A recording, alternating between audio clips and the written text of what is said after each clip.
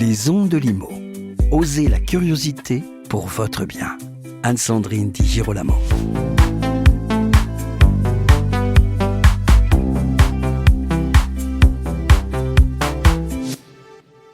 Ils sont nombreux ceux qui appellent de leur vœu à une réforme de la fiscalité des bailleurs privés. Il faut dire que ces bailleurs privés logent près de 70% des locataires français et pourtant ces bailleurs privés sont inquiets et démunis face à des contraintes économiques et réglementaires de plus en plus lourdes.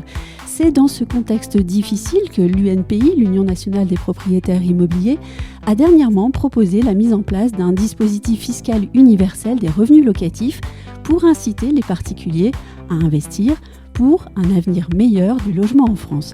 Avec moi, pour nous expliquer les fondements et le fonctionnement du dispositif, Sylvain Grattalou, président de l'UNPI, et Jean-Marc Torolion, passe-président de la FNAIM, et tous deux co-rédacteurs de ce dispositif fiscal universel des revenus locatifs. Bonjour Sylvain Grattalou. Bonjour Anne-Sandrine. Bonjour Jean-Marc Torolion. Bonjour Anne-Sandrine. Sylvain Grattalou, tous les acteurs du marché immobilier s'accordent à réclamer la mise en place d'un statut du bailleur privé. Comment est-ce que vous analysez cet esprit de concorde ? Dans une situation qui est celle dans laquelle nous nous trouvons, à savoir une politique de logement inexistante et une catastrophe en matière de logement pour tous les secteurs, et particulièrement des professionnels, mais aussi des particuliers, il est évident que tout le monde souhaite trouver une solution pour sortir de cette situation.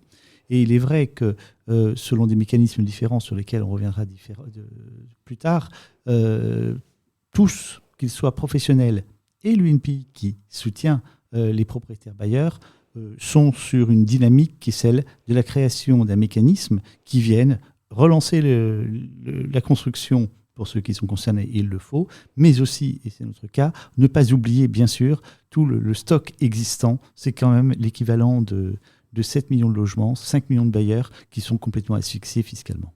Jean-Marc Torolion, entendre les professionnels de l'immobilier, les promoteurs, mais aussi les propriétaires d'accord sur les solutions à donner à un mal profond, c'est intéressant. C'est intéressant et puis je pense que dans le contexte politique actuel, pour soutenir la ministre et lui donner un poids politique, le fait que l'ensemble des acteurs professionnels, mais aussi ce qu'incarne l'UNPI, c'est-à-dire nos concitoyens qui ont fait le choix d'investir dans un logement locatif pour loger 7 400 000 foyers, eh bien, le fait que la ministre ait derrière elle l'ensemble des professionnels et les citoyens, c'est plus fort pour arbitrer et notamment obtenir des arbitrages favorables de Bercy. Oui. Je crois que c'est ça l'enjeu. Oui, c'est ça l'enjeu, c'est ce que j'allais dire, parce qu'au fond, la ministre du Logement fait bien ce qu'elle doit faire, mettre les gens autour de la table. Maintenant, le décisionnaire final, c'est bien Bercy. Le décisionnaire final, c'est déjà une ministre qui va présenter un projet, et donc même s'il y a accord des acteurs sur un certain nombre de choses, il n'y a pas forcément une vision totalement concordante. Donc à nous effectivement d'être concordants. Et puis la ministre doit effectivement après gagner ses arbitrages. Alors j'aimerais qu'on puisse présenter dans les grandes lignes ce dispositif fiscal universel des revenus locatifs. Pourquoi ? Parce qu'il a été extrêmement travaillé. Donc bravo aux co-rédacteurs de ce document. On nous indique dans le communiqué de presse qu'il est simple, universel et neutre. Ça paraît presque trop beau. Alors qu'est-ce que ça veut dire ? Le président pourrait répondre à cette question. Simple, universel et neutre. Oui, mais je peux vous laisser vous répondre également. Non, c'était en tout cas dans le cahier des charges. C'était très clair, c'est qu'il fallait essayer de répondre à des attentes, notamment des attentes des bailleurs, mais également des pouvoirs publics, à savoir que les lois de simplification qui se succèdent montrent bien qu'on aboutit à une complexité dans laquelle on n'arrive pas à s'en sortir. Donc il fallait présenter un mécanisme qui soit le plus simple, le plus lisible, le plus cohérent et qui n'offre pas notamment des possibilités de ces fameuses niches dans lesquelles on peut se réfugier et qui compliquent les choses. Pour le reste, je vais laisser Jean-Marc Torolion répondre. La simplicité, qu'est-ce que ça veut dire, ça, la simplicité ? Chiffres à l'appui. Oui. Les Français viennent de rendre leur feuille d'impôt. Oui. Pour tous nos bailleurs de France, ils ont rempli une déclaration en 2044. On ne change pas cette déclaration dans l'ensemble de ces éléments que nos concitoyens connaissent bien. La seule chose, c'est qu'on rajouterait 2 lignes. Une ligne amortissement, qu'ils ont déjà connue par le passé, on y reviendra, et une ligne particulière sur l'amortissement des travaux, et gros travaux en particulier, on y reviendra. C'est ça la simplicité. On a dit la neutralité. La neutralité, c'est 3 points. c'est d'abord la neutralité entre l'investissement dans le neuf et dans l'ancien. Et de ce point de vue-là, tous les acteurs sont d'accord, ce qui est nouveau. C'est la neutralité entre les territoires. Nous sommes contre le zonage. Et l'idée, c'est d'avoir un dispositif qui s'applique d'une façon uniforme sur tout le territoire. Et puis, c'est une neutralité entre la location à usage d'habitation principale meublée ou une location à usage de résidence principale vide. Voilà, donc simple, neutralité. Et l'universalité, qui nous tient beaucoup à cœur, c'est un des piliers d'ailleurs du positionnement de l'UNPI, c'est de dire, bien sûr qu'il faut traiter les flux, c'est-à-dire l'investissement, c'est-à-dire demain nos futurs bailleurs. Et on a besoin de renouveler nos bailleurs, et on a besoin de soutenir un des piliers du logement des Français. Et accessoirement, et bien évidemment c'est important, l'activité économique liée à l'investissement, qu'il soit dans les travaux ou dans le neuf. Mais au-delà de cela, nous souhaitons, nous, faire rentrer progressivement dans le dispositif de l'amortissement tous les bailleurs de France qui détiennent aujourd'hui à peu près 1 680 milliards d'euros de valeur immobilière locative. Donc, par la donation, la succession, par un choix patrimonial, nous souhaitons pouvoir faire en sorte que demain, tous les Français qui ont fait le choix d'investir dans l'immobilier et qui ont été durement contrariés dans la rentabilité. C'est pas facile aujourd'hui entre l'encadrement des loyers, le permis de louer, les obligations de rénovation, la fiscalité, l'augmentation de la taxe foncière que l'UNPI connaît bien. Voilà. Donc tout ça, tout ça nous conduit à un dispositif très complet. Et ça a été reconnu d'ailleurs par l'ensemble de nos interlocuteurs politiques. Oui. On peut dire que l'UNPI est le seul acteur qui a mis sur la table un dispositif, qui s'est exposé au fond sur un dispositif complet. Oui, mais d'ailleurs quand on vous écoute, on va en fait au-delà de la question fiscale. On répond à bien des questions sur la crise du logement, sur aussi peut-être des inégalités entre, vous l'avez dit, des territoires, mais aussi entre les citoyens. Oui, mais on est parti, si on revient bien au dispositif, oui. Il y a des principes d'égalité, des principes d'universalité, des principes de neutralité fiscale, mais il y a aussi un certain nombre de choix. Par exemple, parce qu'il faut bien aborder les choses. L'IFI, l'impôt sur la fortune immobilière, nous n'avons pas fait le choix de nous attaquer à l'IFI. Parce que nous considérons que politiquement aujourd'hui, ce sera compliqué. 177 000 contribuables qui rapportent 2,2 milliards d'euros à l'État, c'est un peu compliqué. Et c'est tout de suite tué dans l'œuf, en réalité, le dispositif que nous proposons. Nous faisons le choix de nous attaquer, si je puis dire, uniquement à la partie traitement du revenu foncier. Nous ne parlons pas de l'IFI, impôt sur le capital, nous ne parlons pas de la flat tax, qui est, elle, l'impôt sur le revenu résultant d'un calcul. Nous nous intéressons au calcul et comment on pourrait demain calculer le revenu locatif fiscalisable. Alors, on va revenir tout à l'heure sur les conditions, mais je crois que ceux qui nous écoutent aimeraient, alors même si on est au micro et qu'ils ne nous voient pas, mais est-ce que vous avez un exemple chiffré à nous donner, qu'ils voient un peu vers quoi on pourrait aller, puisqu'ils remplissent leur déclaration d'impôt en ce moment? Oui, alors on a plusieurs exemples chiffrés, on en a produit dans notre document 3, un sur Paris, un sur Tours et un sur Rennes. Moi, je vais prendre celui de Rennes, parce que la plupart de nos concitoyens ont en moyenne 240 000 euros, on va dire, de patrimoine locatif. Et là, je prends un appartement à Rennes qui est estimé 160 000 euros. Eh bien, 160 000 euros, ça permet, notre système permettrait de déduire du revenu locatif 2% de ces 160 000 euros, c'est-à-dire chaque année environ 3 200 euros. Donc, chaque année, je déduis 3 200 euros de mon revenu locatif pendant 40 ans. Pendant 40 ans. Pourquoi 40 ans et 2%? Parce que les 20% qui resteraient correspondent à la valeur du terrain qui ne s'use pas. Derrière cet état d'esprit de l'amortissement, 3 200 euros. En moyenne, cet appartement a un revenu locatif de 9 600 euros. Donc sur ces 9 600 euros, je déduis toutes mes charges traditionnelles, je déduis cet amortissement de 3 200 euros. Eh bien, j'améliore ma trésorerie immédiatement, ma trésorerie disponible de plus de 40%. Et en moyenne, on améliore la trésorerie du propriétaire bailleur par le jeu de l'amortissement entre 40 et 60%. Donc l'effet de levier est puissant. Il est d'autant plus puissant qu'il s'inscrit sur la durée et qu'il permet également la déductibilité d'un certain nombre de travaux. Oui. Donc, on cumulerait à la fois l'amortissement et une certaine déductibilité des travaux. Pas tous de la même façon. Une partie serait déduite immédiatement, comme le principe actuel. Une autre partie, les gros travaux notamment, le surélèvement, addition de surface et très gros travaux de rénovation, seraient amortissables sur 20 ans. Là aussi, d'après nos calculs, les bailleurs sont extrêmement gagnants. Et pour ceux qui payent l'IFI, le fait de déduire 2% du capital qu'ils mettent en location des revenus locatifs revient à déduire plus que le montant de l'IFI qu'ils vont payer. Donc, on contourne un petit peu l'IFI de ce point de vue-là, mais voilà, ce levier de l'amortissement, il est européen, hein. On ne sort pas ça de nos chapeaux. Hein. Oui. L'Allemagne, l'Autriche, l'Espagne. À des degrés divers, mais l'idée est là. Le Luxembourg, la Grèce, pour prendre le pratique, le Canada, le pratique, les États-Unis, le pratique. Pardon ? Les États-Unis, hein, c'est au-delà de l'Europe. Oui.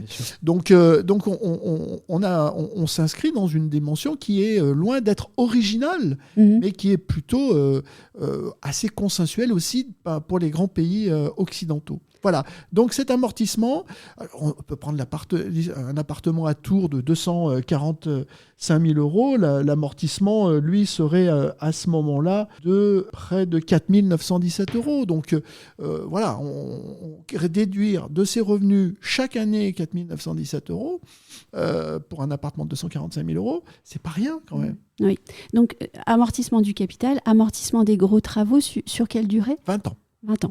Et est-ce qu'il y a de la part des propriétaires des engagements à prendre ? Parce que quand même, il faut que ce soit équilibré. Alors, oui.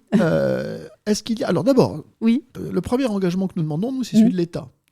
Non, parce que, voilà, c'est-à-dire que pourquoi on a préféré l'amortissement plutôt que l'abattement sur les revenus ? Parce que l'abattement, on sait ce que c'est. L'abattement sur des revenus locatifs, ça veut dire que tous les ans, le Parlement va discuter du montant de l'abattement et on a l'expérience. On sait ce qui se passe. Quand vous votez un amortissement, on a l'expérience d'un amortissement avec notamment Périsol, qui était un excellent dispositif. Quand vous inscrivez des centaines de milliers de nos concitoyens dans un dispositif d'amortissement, c'est extrêmement difficile de revenir dessus parce que les enjeux même techniques sont très importants. Et donc l'amortissement est pour nous une forme de sécurité dans la pérennité du dispositif qui est ainsi proposé. Ensuite, quelle est la contrepartie ? La contrepartie, et nous y avions beaucoup réfléchi à l'UNPI, c'est que nous considérons que l'amortissement correspond au fait que le bailleur est un producteur de services au logement et que l'actif qu'il met à disposition de son locataire doit être entretenu, modernisé, rénové, adapté au fil du temps. Et rénover, c'est le mot magique en ce moment. Et rénover, on a plusieurs types de rénovation, mais enfin, on pense tous rénovation énergétique. Et on sait qu'il y a quasiment 3 200 000 logements dans le parc privé locatif qui doivent passer FGE AD d'ici 2034, bien, ou plus tard. Donc, on a effectivement, grâce à l'amortissement, si vous voulez, l'État donnerait aux bailleurs français les moyens et la logique de pouvoir faire ces travaux. Et la logique, pour nous, c'est qu'ils les fassent. C'est-à-dire qu'effectivement, on ait une amélioration globale du parc privé locatif. Je ne dis pas qu'il est mal entretenu en ce moment. Enfin, il y a quand même de grands écarts. Et que les bailleurs prennent des engagements. Alors, ça fait partie des réflexions de l'UNPI pour dire qui contrôle, quelle garantie pour l'État. Il peut y avoir différentes solutions, des notions de tiers de confiance, mais il y a effectivement une exigence à imprimer de ce point de vue-là, parce que l'État est en droit, à ce moment-là, de dire, attendez, je vous ai donné l'amortissement pour avoir les moyens financiers d'entretenir, faites-le. À défaut, évidemment, c'est pas possible. Et le propriétaire est en droit aussi d'avoir une visibilité, en fait. Absolument. Oui. Absolument. Et là, il l'aurait, pour le coup. Il y a peut-être quelque chose que moi, je n'ai pas compris, mais comment seraient traités les propriétaires de biens occupés par des locataires déjà en place ? En somme, ma question, c'est comment se met en place ce dispositif ? Bien sûr. C'est parce que nous tenons effectivement à ce qu'on appelle le stock, mais en fait, les bailleurs existants, les 5 91 000 bailleurs existants, puissent bénéficier du système. Ils pourraient y bénéficier selon 2 modalités en réalité.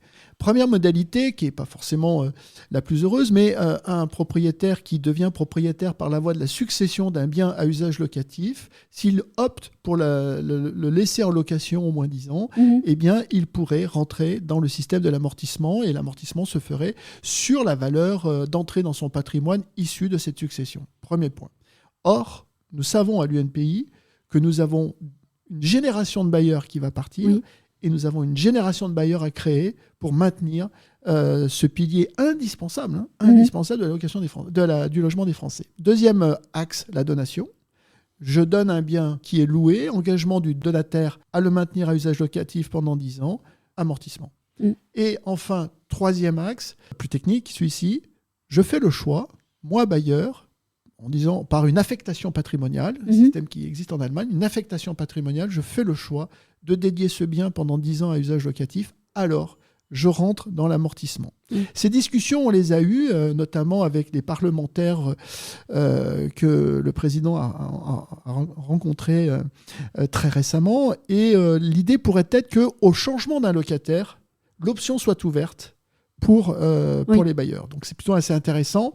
Donc voilà, donc c'est très ambitieux, mais c'est très ambitieux tout en étant finalement conforme à la philosophie que nous faisons de la position du bailleur en France et le fait que dans les 4 piliers du logement des Français, logement social, parc privé locatif, accession, aide personnelle, le parc privé locatif est central. Et petite question aussi, qu'en est-il de la plus-value ? C'est une excellente question. Parce qu'effectivement, qui dit amortissement dit diminution du prix de revient. La logique fiscale, c'est que quand on revend un bien qui a été amorti, on ne le revend pas à son prix d'acquisition, mais on le revend au prix d'acquisition moins le cumul des amortissements que j'ai effectués toute l'année.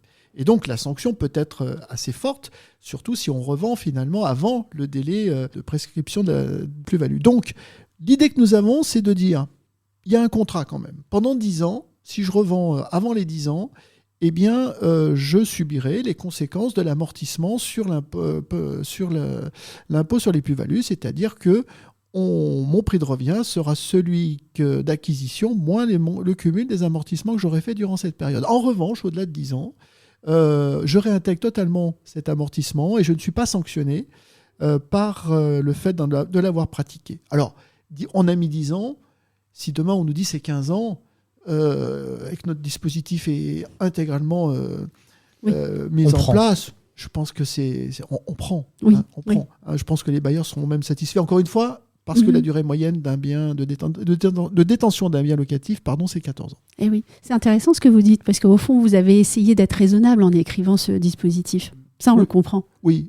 Parce que, d'abord, dans l'univers de l'UNPI que je découvre, il n'y a pas d'enjeu corporatiste. On travaille pour les citoyens. Alors j'ai une dernière question sur l'aspect technique des choses. Ce dispositif entraînerait un arrêt des aides et des subventions, c'est bien ça ? Oui. Mais alors quelles aides ? La philosophie, c'est de dire toujours la même chose. L'État, il faut que l'État quand même s'y retrouve.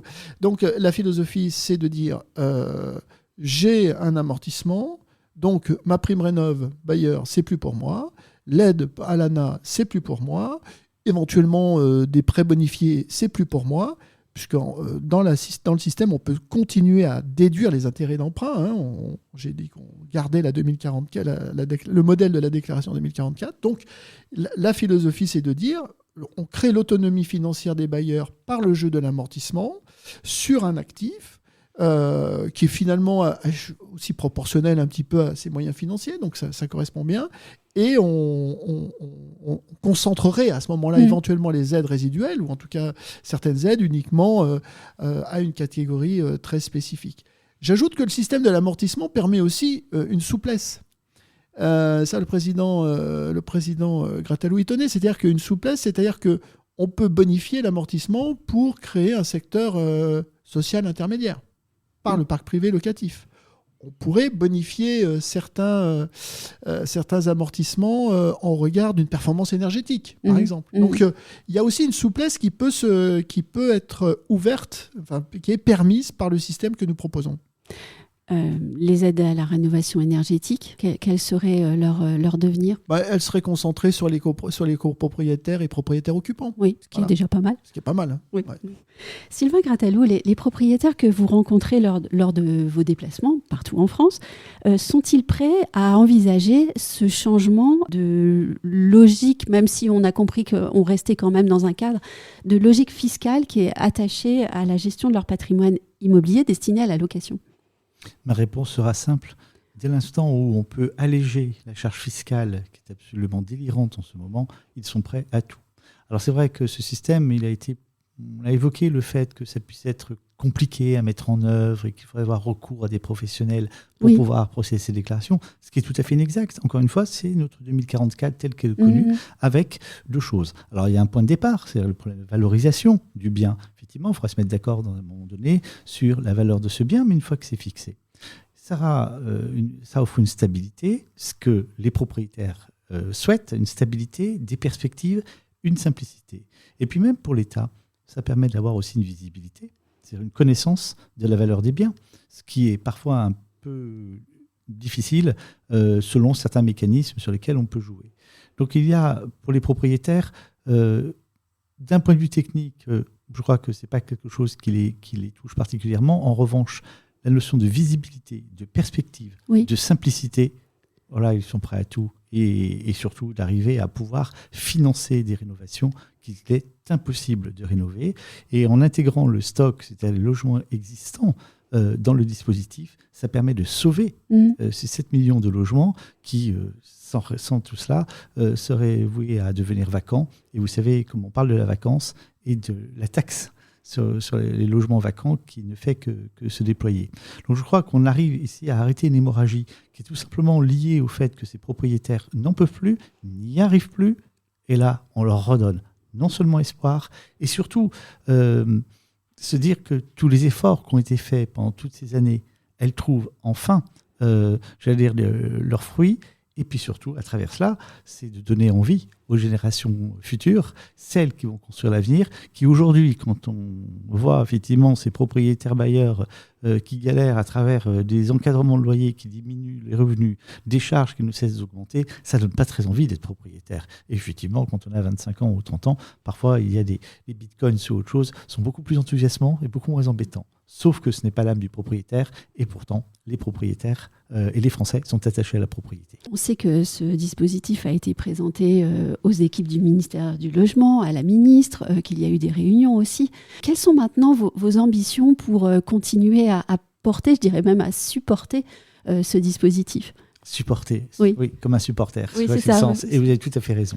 En fait, je crois que la réunion qui a été faite à l'initiative de Madame la Ministre, en présence des deux parlementaires en charge de cette mission, était très claire. C'est de dire qu'aujourd'hui, il faut être unis autour d'un dispositif qui est finalement celui que nous avons porté, parce que nous sommes les premiers à avoir mis en évidence un mécanisme complet et cohérent qui repose sur l'amortissement. Je crois qu'ici, pour que Madame la Ministre puisse arriver à Bercy avec des outils suffisamment forts pour convaincre Bercy, c'est de dire, derrière moi, j'ai tous les acteurs du logement. Et parmi ces acteurs du logement, il y a ceux qui construisent, que nous soutenons bien évidemment, et puis il y a tous les propriétaires bailleurs que nous représentons également. Là, on ne peut que faire fléchir Bercy. Et puis on l'a vu, les propriétaires demandent de la visibilité. Mais oui, parce qu'aujourd'hui, on fonctionne à vue. Et ça, mais même que ce soit le logement ou dans tous les autres compartiments, on ne sait pas où on va. On ne sait pas. Et l'absence de perspective n'est pas rassurante. Et quand on ne sait pas où on va, on a tendance à faire du surplace, à se cacher et à être finalement dans une démarche individualiste qui n'est pas du tout saine dans une société qui, au contraire, doit se rassembler autour d'un certain nombre de valeurs et une direction qui est commune. On l'a dit tout à l'heure, mais on va peut-être terminer avec cette idée. On a dit que ce dispositif fiscal est déjà appliqué pour partie ou complètement dans d'autres pays dans le monde, en Europe, mais aussi aux États-Unis ou au Canada, si je ne me trompe pas. On parle souvent du modèle français, parce que nous, on est quand même un peuple qui est toujours assez satisfait de ce qu'on est et de ce que nous sommes. Est-ce que c'est ce dispositif qui a été donc retravaillé comparé aux autres pays, selon vous, pourrait aussi inspirer ? Il est inspirant. Oui. En tout cas, quand on a discuté de ce dispositif, par exemple, avec même les parlementaires, on sent qu'ils ont manifestement apprécié la cohérence et la globalité de ce dispositif. Et ils s'en sont inspirés même pour tirer, eux, quelques mesures. Donc oui, il pourrait être inspirant. Moi, l'immobilier a ce défaut qu'il n'est pas transposable et qu'au fond, la fiscalité locale, la fiscalité du pays dans lequel il se situe est déterminante et il n'y a pas de concurrence. La vraie concurrence, elle est avec d'autres formes de placement. Mais nous avons finalement aujourd'hui 2500 milliards d'euros de placements à vue des Français qui sont très peu fiscalisés, dont 900 milliards de livrets A. On a 1500 milliards d'assurance vie qui sont très peu fiscalisés. Et on a 1680 milliards qui contribuent à loger 7 400 000 foyers en France, qui sont plutôt très fiscalisés. Je parle naturellement des revenus fonciers. Et moi, je pense que c'est là qu'il faut rétablir quelque chose et faire peut-être que les flux peu fiscalisés reviennent vers l'immobilier pour aider à loger nos concitoyens. La vraie comparaison que je ferais, c'est que dans certains pays, même dans beaucoup de pays, le secteur privé locatif ne loge pas 24 ou 25% de nos concitoyens comme chez nous, mais 40 à 50%.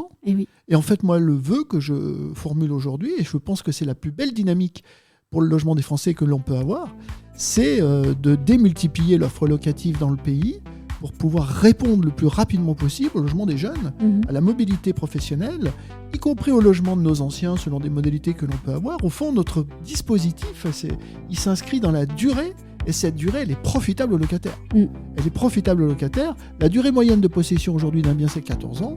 Faisons en sorte que demain, la durée de possession d'un bien, ce soit 20 ou 30 ans, et qu'un locataire qui trouve son bien puisse y rester, parce qu'après tout, le bailleur, lui, s'y retrouve aussi dans cette stabilité fiscale et la stabilité de son locataire. Merci Jean-Marc Torolian et Sylvain Grattalou d'être passés sur les ondes de l'IMO. Je suis ravie de vous avoir reçus tous les deux. Quant à vous qui nous écoutez, j'espère que ce podcast vous aura été utile, éclairant, et je vous donne rendez-vous pour un futur épisode.